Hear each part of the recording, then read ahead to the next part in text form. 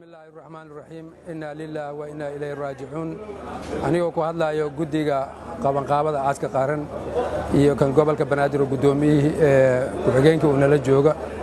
waxaan ummadda Soomaaliyeed tacsiib mar kale u direynaa geeridii naxdinta leed ee ku timid gudoomiyihii gobolka Banaadir ahna magaalada Muqdisho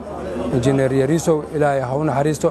eeladiisana sabar iimaan Allah ka siiyo injineer Yariso wuxuu ahaa nin bulshada Soomaaliyeed aad iyo aad qaali u ah halii qaran ayaa naga dhintay gacanka gardaran ayaa dishay ummadda Soomaaliyeed ugu horeyn waxaan leenahay inay u midoobaan cadawgaas haliyada iyo doorka ka dilayo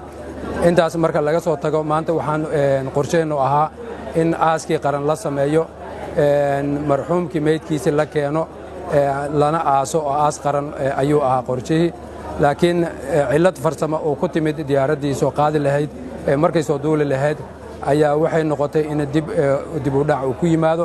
diyaaradii in la bedelo diyaarad kale loo bedelan waqti ayay qaadatay sida aawadeed ayuu dib u dhacaas u yimid maanta aaskii qaran inuu dib ugu dhacay insha Allah waxa la keeni doonaa beri subax 8 markay tahay ayaa marxuumkii meydkiisa la keeni doonaa aas qaran ee magaalada Muqdisho insha Allah loogu sameey doonaa marka waxaan leenahay bulshada Soomaaliyeed u duceeya walaalkeen u duceeya gudoomiyihiina u duceeya gudoomiyaha ummadda Soomaaliyeed u duceeya insha Allah wixii soo korna waa idin la qaybsanaynaa wassalaamu calaykum waraxmatullaahi wabarakaatuh